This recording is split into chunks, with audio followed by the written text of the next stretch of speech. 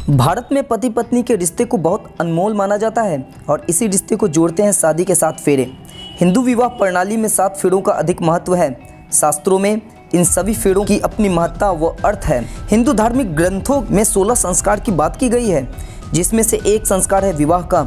विवाह का शाब्दिक अर्थ होता है उत्तरदायित्व का वहन करना। विवाह के समय वर वधू अग्नि के 7 फेरे लेकर और ध्रुव तारे को साक्षी मानकर तन मन और आत्मा से एक दूसरे के साथ पवित्र रिश्ते में बन जाते हैं। हिंदू विवाह में 7 फेरों को लेने की रस्म होती है, जो बहुत ही बड़ा महत्व रखती है। लेकिन प्रश्न ये उठता है कि ये 7 फेरे ही क्यों, 8 या 10 क्यों नहीं, 5 या 6 क्यों नहीं? तो इन 7 फेरों के पीछे भी है बहुत बड़ा रहस्य।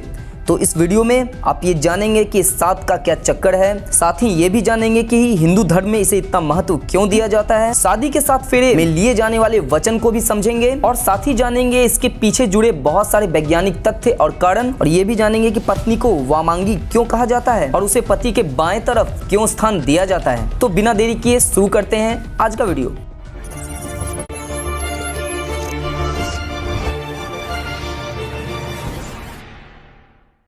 मैं संजीत कुमार गिरी स्वागत करता हूं आज की वीडियो में, और आप देख रहे हैं मेरा चैनल जरा सोचो ऐसा क्यों। चैनल पे नए हैं तो सब्सक्राइब जरूर कर लें और नोटिफिकेशन बेल दबा दें ताकि हमारा लेटेस्ट वीडियो पहुंचे आप तक सबसे पहले। तो चलते हैं आज के वीडियो पे। विवाह एक विस्तृत संबंध है जो 2 लोगों के बीच बंधन को दर्शाता है, जो अपने परिवार, दोस्तों और रिश्तेदारों के सामने अपने पूरे जीवन के लिए एक दूसरे के साथ रहने का प्रतिज्ञा लेते हैं। भारतीय रीति रिवाजों में सप्तपदी या 7 फेरे शादी के शपथ या विवाह की शपथ, शादी की परंपरा और अवधारणा लगभग सभी संस्कृतियों में एक समान है। हालांकि जो भी अंतर है वो किए जाने वाले अनुष्ठानों में है। सप्तपदी अर्थात 7 फेरे वैदिक हिंदू शादियों का महत्वपूर्ण रस्म है और हिंदू विवाह के कानूनी हिस्से का प्रतिनिधित्व करता है।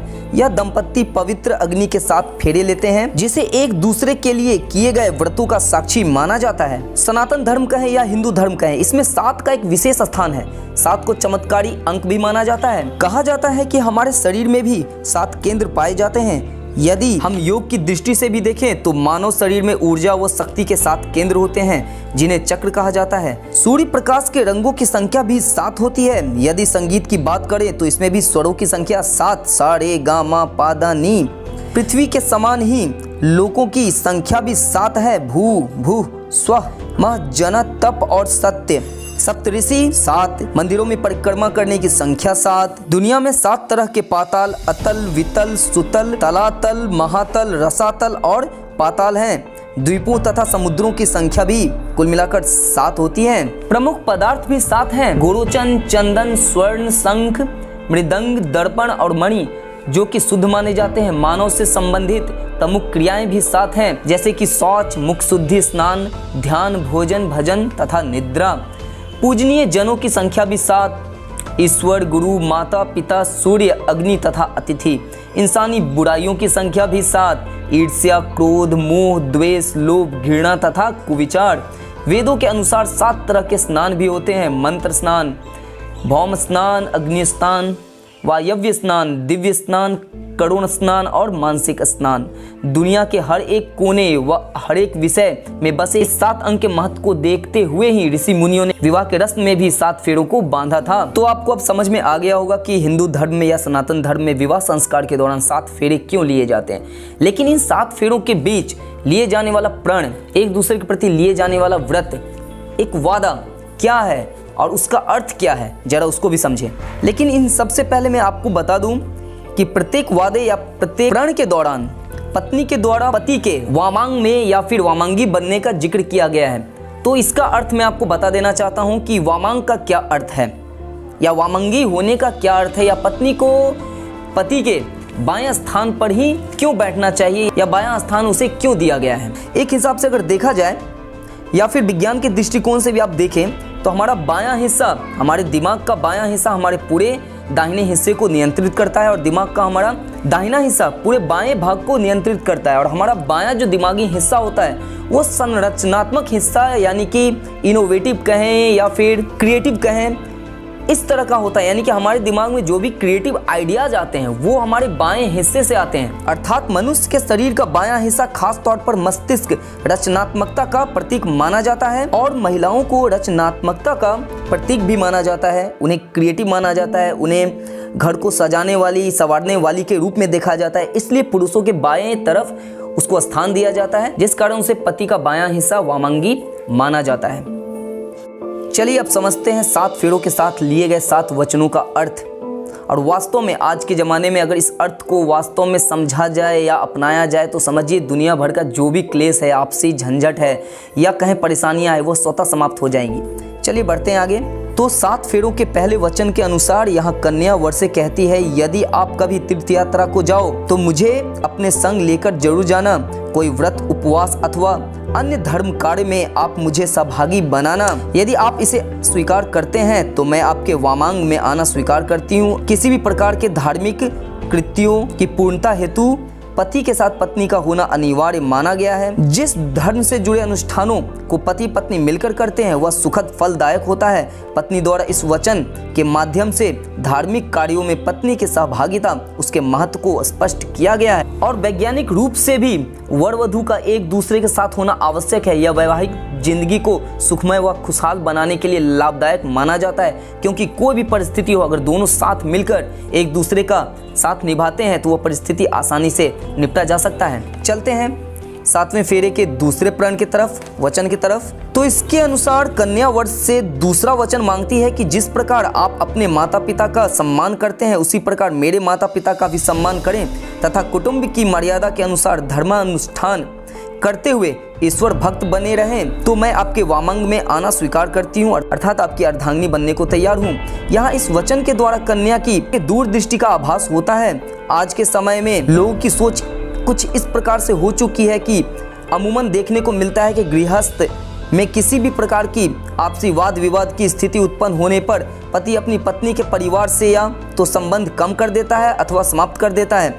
उपरोक्त वचन को ध्यान में रखते हुए वर को अपने ससुराल पक्ष के साथ सद्व्यवहार के लिए अवश्य विचार करना चाहिए। यदि इस वचन के वैज्ञानिक अर्थ के बारे में बात करें तो यह वचन सबको एक बंधन में बांधता है। आज के समय में लोगों में छोटी छोटी बातों को लेकर मनमुटाव काफी तीव्रता से उत्पन्न होता है, जिस कारण रिश्ते बिगड़ते हैं और टूट भी जाते हैं। यह वचन पति पत्नी को मानसिक रूप से एक रिश्ते में संजोए रखने में मदद करता है।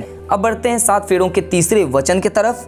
तो इसके अनुसार कन्या कहती है कि आप मुझे ये वचन दे कि आप जीवन के तीनों अवस्थाओं, युवावस्था, प्रौढ़ावस्था, वृद्धावस्था में मेरा पालन करते रहेंगे, तो ही मैं आपके वामांग में आने को तैयार हूँ। विवाह के इस वचन से पति पत्नी के सभी अवस्थाओं में एक दूसरे के लिए प्रेरणा का स्रोत बने रहने की बात की जाती है। इससे दोनों के मन में मानसिक और वैवाहिक जीवन को लेकर जिम्मेदारियों का एहसास बना रहता है। 7 फेरों के चौथे वचन के अनुसार कन्या चौथा वचन में ये मांगती है कि अब तक आप घर परिवार की चिंता से पूर्णतः मुक्त थे।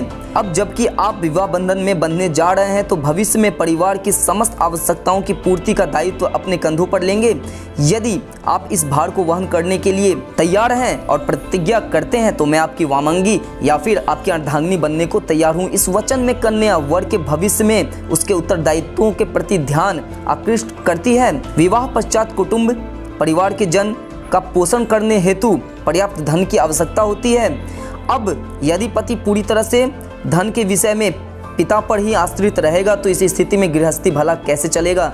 इसलिए कन्या चाहती है कि पति पूर्ण रूप से आत्मनिर्भर होकर आर्थिक रूप से पारिवारिक आवश्यकताओं की पूर्ति करने में सक्षम बने।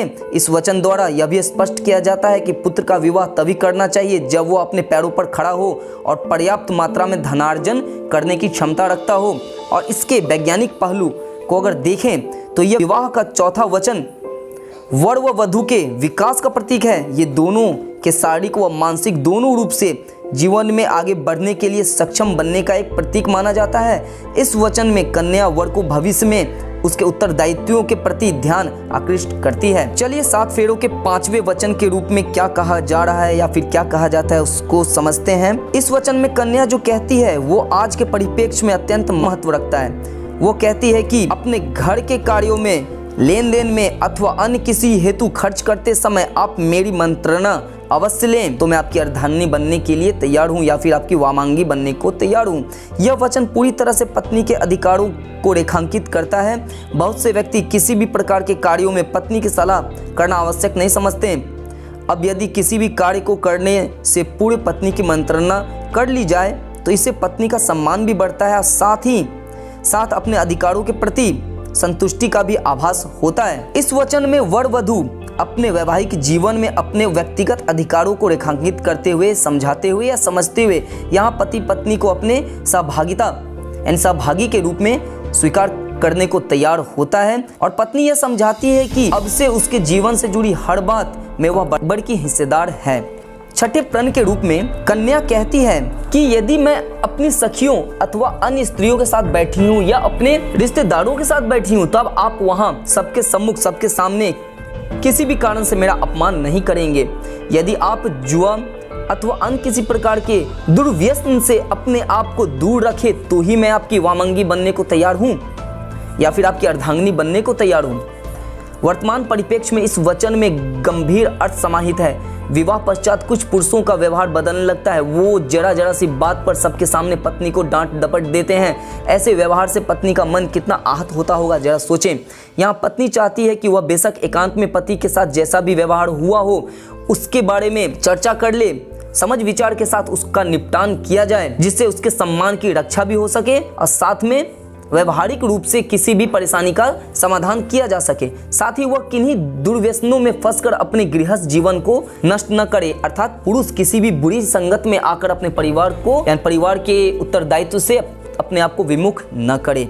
ये बहुत ही कमाल की, बहुत ज़बरदस्त बात इसमें बताई गई है। मैं तो ये पूछना चाहूँगा कि कितने लोगों को ये याद भी है कि 7 फेरों के साथ जो वचन लेते हैं वो है क्या और वो उसको क्या सच में निभाते हैं। चलिए आगे बढ़ते हैं। और ये 7वें फेरे का सबसे अंतिम वचन के अनुसार ये कहा गया है, कन्या ये वर मांगती है कि आप पराई स्त्रियों को माता के समान समझेंगे और पति पत्नी के आपसी प्रेम के मध्य किसी अन्य को भागीदार नहीं बनाएंगे। यदि आप यह वचन मुझे देते हैं तो आपके वामांग में आना मैं स्वीकार करती हूँ, आपकी अर्धांगिनी बनने को मैं स्वीकार हूँ। विवाह पश्चात यदि व्यक्ति किसी बाह्य स्त्री के आकर्षण में बनकर पथभ्रष्ट हो जाता है तो उसकी परिस्थिति आप समझ सकते हैं क्या होता है। इसलिए इस वचन के माध्यम से कन्या अपने भविष्य को सुरक्षित करने का प्रयास करती है, जो कि एक बहुत अच्छी बात है और होना भी चाहिए। तो आपने देखा कि विवाह के जो रस्म में 7 फेरों के साथ जो 7 वचन लिए जाते हैं उनका कितना गूढ़ रहस्य है, उनके अंदर कितनी सच्चाई और व्यवहारिकता है। अगर इन 7 वचन को बस हम फॉलो करें कुछ हद तक ही तो हमारा गृहस्थ जीवन बहुत ही सुखमय और खुशहाल हो जाएगा। और एक बात और, किसी भी परिवार की खुशहाली का प्रतीक उसके समृद्धि या फिर उसके विकास में नहीं होता, उसकी सुख शांति का प्रतीक उसके आपसी तालमेल में और आपसी संतुष्टि में होता है। तो आपके पास कितना भी ज़्यादा धन हो या आप कितने भी बड़े व्यक्ति हो तो खुशहाली आप उससे खरीद नहीं सकते हैं। आपसी तालमेल के द्वारा ही हम इसको प्राप्त कर सकते हैं। और बेशक इस वीडियो के अंत में मैं सबसे ये कहना चाहूँगा, मैं खुद से भी ये कहना चाहूँगा कि हम अपने आप में झांकें और देखें क्या हमने जो ये 7 वचन लिए थे क्या आज हम उसे अच्छी तरह से निभा पा रहे हैं। और फिर अगर घर परिवार या घर गृहस्थी में कोई समस्या आती है तो इसकी जिम्मेवारी, इसकी जवाबदेही कौन लेगा। और जहाँ तक परिवार को चलाने का बात है तो ये केवल अकेले पति या एक अकेले पत्नी का बात नहीं है, इसको सबके तालमेल के साथ चलाना पड़ता है, एक दूसरे को महत्व देना पड़ता है, एक दूसरे की अस्मिता बनाए रखनी पड़ती है और अपनी मानसिक जो भी आवेश आते हैं उसको नियंत्रण रख के हम अपने परिवार को सुखमय और समृद्धि की ओर ले जा सकते हैं। तो कैसा लगा आज का वीडियो? अच्छा लगा हो लाइक करें, बेशक कमेंट करें, दोस्तों के साथ शेयर करना न भूलें। चैनल पे नए हैं सब्सक्राइब कर लें, नोटिफिकेशन बेल जरूर दबा दें। अपना ख्याल रखें, स्वस्थ और सुरक्षित रहें। मिलते हैं अगले वीडियो में, तब तक जय हिंद।